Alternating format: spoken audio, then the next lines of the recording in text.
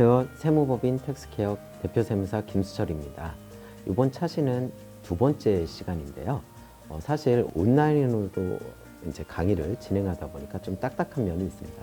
그래도 조금만 참고 우리 가게 소득세를 어떻게 하면 좀 절세할 수 있는지 찾아본다는 생각으로 집중해 주시기 부탁드릴게요. 먼저 이번 시간에는 소득세율부터 살펴볼게요. 지금 표를 보시면 가세표준 1,200만 원까지는 세율이 6%, 쭉 가다가 5억을 넘으면 42%의 세율입니다. 굉장히 세율이 높게 보이죠. 만약에 가세표준이라는 것은 보통 이제 매출에서 비용을 뺀 이익을 말하는데요. 이 이익이 5억이 넘으시는 가게라면 42% 소득세 내고요. 거기 지방세 4.2%, 거기에 건보료, 건강보험료 7%까지 하면 42%에 4.2% 하면 몇 프로죠?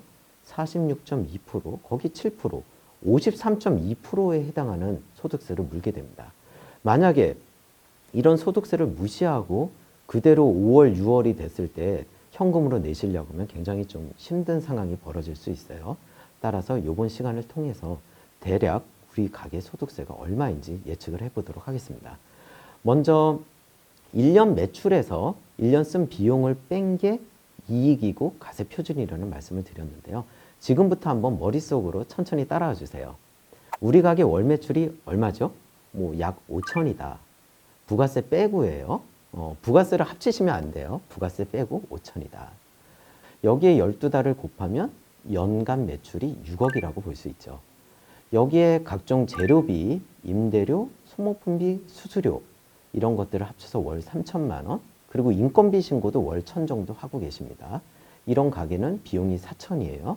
연으로 환산을 하면 4천에 12 곱하면 4억 8천이죠. 그러면 1년 마진이 6억에서 4억 8천을 뺀 1억 2천이 됩니다. 요런 것은 어떻게 체크하실 수 있냐면요. 부가세 신고서를 보시면요. 매출과 매입이 있어요. 1기 부가세 신고서, 2기 부가세 신고서, 그 매출 매입을 합쳐서 빼시면 돼요. 여기에 인건비 신고하신 거 빼면 거진 요 이익하고 비슷해집니다. 1억 2천이면요. 아까 세율표 한번 생각을 해보시면 세율이 35%입니다. 그러나 1,200만 원까지는 6%, 1,200에서 4,600까지는 15%, 4,600만 원에서 8,800만 원까지는 24%로 세금을 매기기 때문에 이 구간마다 세율을 곱하면 이익이 1억 2천만 원인 가게는 소득세가 2,710만 원 정도 됩니다. 추가적으로 하나 더 설명을 해드릴게요. 소득공제라고 해서 이익에서 빼주는 제도가 있습니다. 바로 부양가족 수에 따라 1인당 150만 원 정도 추가로 빼주는 게 있어요.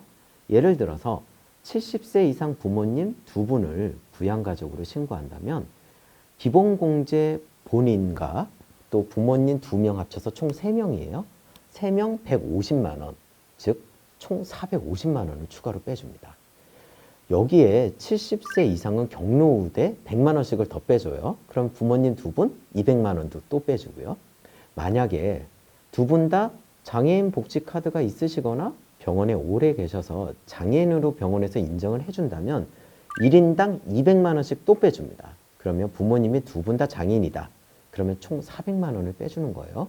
여기서 제가 장애인에 대해서 한번 설명해 드리는데 만일 부모님들이 요양병원 아니면 암치료를 위해서 오랫동안 병원에 계셨다면 장기 요양이 필요하셨다면 병원에다 신청을 하시면 의사가 장애인으로 확인을 해주세요. 그 장애인 확인서는 장애인 1급, 2급, 3급 이런 장애인 복지카드 있는 분들하고 똑같은 장애인으로 인정을 받을 수가 있어요. 이런 식으로 빼면요. 아까 3명 150만 원씩 3명 450만 원, 경로우대 100만 원씩 200만 원, 또 장애인 200만 원씩 400만 원, 총 1,050만 원을 마치 비용처럼 빼주게 되는 것이죠. 1,050만 원이면요. 요 세율이라면 367만 원 정도 세금이 빠지게 돼요. 그런데 무조건 해주는 건 아니에요. 부모님이 소득이 없으셔야 돼요. 소득이 있다고 해도 소득 금액 100만 원 이하 또는 총급여, 즉 연봉 개념으로 500만 원 이하셔야 돼요. 이 말은 부모님이 만약에 소득세 신고를 하는 대상이시면 제가 그분을 우리 소득세에 가져와서 부양가족으로 넣을 수가 없다는 거죠. 그래서 요즘 부모님들이 연금소득 같은 게 의외로 많으셔서 대상이 안 되시는 경우가 종종 있습니다. 따라서 5월 달에 부양가족으로 넣어도 되는지 안 되는지는 세무사한테 확인을 받고 신고하시는 게 안전할 것 같습니다. 정부에서는요, 이 부양가족 같은 경우는 신고를 하면 바로 다 잡아내요. 그래서 좀 주의를 해서 이 부양가족을 넣는 게 필요합니다. 그 이외에도 어떤 비용이 있는가 한번 찾아볼게요. 가게를 오픈하실 때 이제 보증금을 보통 내시기 위해서 은행 대출을 많이 하세요. 또 인테리어나 어떤 세팅을 할 때 많이 하시죠. 또 가게를 하시다 보면 인건비나 재료비가 부족할 때가 있습니다. 그때도 이제 은행에서 대출을 하시게 되는데 거기에 대한 이자 비용도 비용으로 인정해 줍니다. 보통 식당 사장님들은 이 은행에 이자 비용 내신 걸 좀 달라고 하면 굉장히 귀찮아하세요. 하지만 만약에 이자 비용이 월 100만 원이다. 그러면 1,200만 원이죠. 거기에 세율이 한 20% 정도에 걸리시는 분이다. 그러면 1,200 곱하기 20%? 240만 원 정도 소득세를 뺄 수가 있는 거예요. 하지만 은행 가기 귀찮다고 해서 이걸 안 주시면 저희가 이자가 얼마인지 알 수가 없어요. 그래서 꼭 식당을 운영하면서 대출이 있었다면 그 이자 비용을 꼭 내시기 바랍니다. 이번에도 코로나 사태 때문에 대출을 굉장히 많이 해주고 있는데 절이라고는 하지만 분명히 이자 비용이 있습니다. 그래서 내년 소득세 신고하실 때도 꼭 이자 비용을 제출하셔서 비용으로 인정받으시기 바라요.